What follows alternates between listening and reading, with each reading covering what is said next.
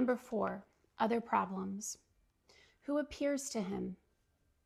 Depending upon the account, a spirit, an angel, 2 angels, Jesus, many angels, or the Father and the Son appear to him, are all over the place.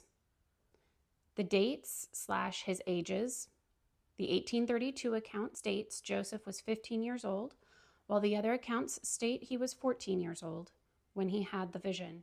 The reason or motive for seeking divine help, Bible reading and conviction of sins, a revival, a desire to know if God exists, wanting to know which church to join, are not reported the same in each account. Contrary to Joseph's account, the historical record shows that there was no revival in Palmyra, New York in 1820. Fair Mormon concedes, quote, "While these revivals did not occur in Palmyra itself, their mention in local papers would have given Joseph Smith the sense that there was substantial revival activity in the region," end quote. There was one in 1817, and there was another in 1824.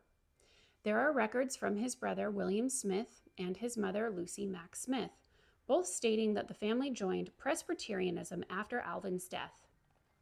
In November 1823, despite Joseph Smith claiming in the official 1838 account that they joined in 1820, 3 years before Alvin Smith's death. Why did Joseph hold a Trinitarian view of the Godhead, as shown previously with the Book of Mormon, if he clearly saw that the Father and Son were separate embodied beings in the official first vision? As with the rock in the hat story, I did not know there are multiple first vision accounts. I did not know of their contradictions, or that the church members did not know about a first vision until 12 to 22 years after it supposedly happened. I was unaware of these omissions in the mission field, as I was never taught or trained in the Missionary Training Center to teach investigators these facts. The Book of Abraham, concerns and questions. Quote, "None of the characters on the papyrus fragments mentioned Abraham's name or any of the events recorded in the Book of Abraham. Mormon and non-Mormon Egyptologists agree that the characters on the fragments do not match the translation given in the Book of Abraham, though there is not unanimity even among non-Mormon scholars about the proper interpretation of the vignettes on these fragments. Scholars have identified the papyrus fragments as parts of standard funerary texts that were deposited with mummified bodies. These fragments date to between the 3rd century BCE and the 1st century CE, long after Abraham lived," end quote. LDS Church's Translation and Historicity of the Book of Abraham essay. Number 1.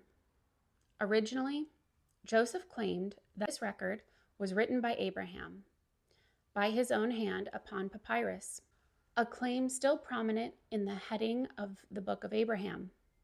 This claim should not be evaluated for decades, as many thought the papyri were lost in a fire. The original papyrus Joseph translated has since been found, as stated in the Church's July 2014 Translation and Historicity of the Book of Abraham essay. Scholars have identified the papyrus fragments as parts of standard funerary texts that date to between the 3rd century BCE and the 1st century CE, long after Abraham died.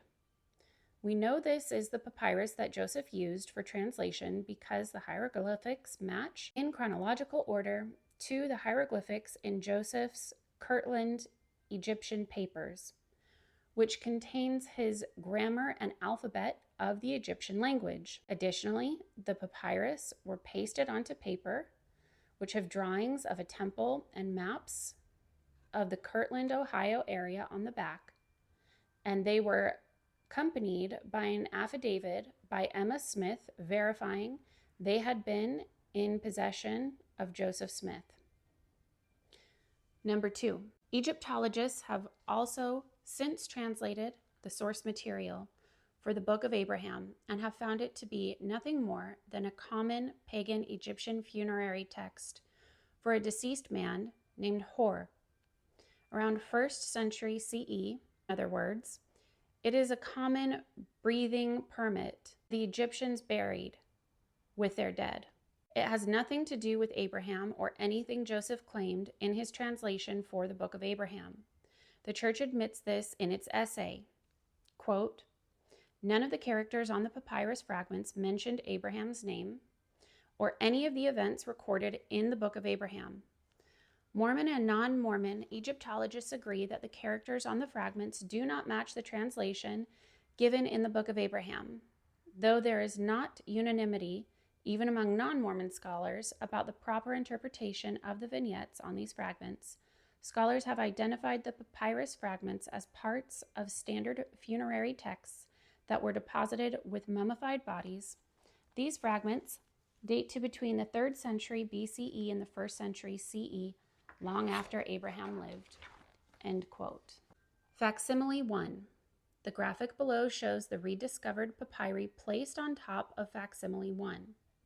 The red circles denote the filled-in sections of facsimile 1 that respected modern Egyptologists say is nonsense. In contrast with the canonized version of facsimile 1, the following image is what facsimile 1 is really supposed to look like, based on Egyptology and the same scene discovered elsewhere in Egypt. The following is a side-by-side comparison of what Joseph Smith translated in facsimile 1 and what it actually says, according to Egyptologists and modern Egyptology. Sources: Joseph Smith's translation, facsimile 1, in the Book of Abraham, Modern Egyptological Translations, Fair Mormon, facsimile 1, Apologetics. Notice Fair Mormon attempts to distract away from the line-by-line translations and instead goes off in irrelevant tangents about sacrifice and other nonsense. Figure number 3 is supposed to be the jackal-headed Egyptian god of mummification and afterlife, Anubis, not a human.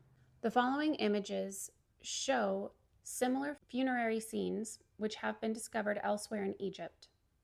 Notice that the jackal-headed Egyptian god of death and afterlife, Anubis, is consistent in every funerary scene. Facsimile 2. The following is a side-by-side comparison of what Joseph Smith translated in facsimile 2 versus what it actually says according to Egyptologists and modern Egyptology.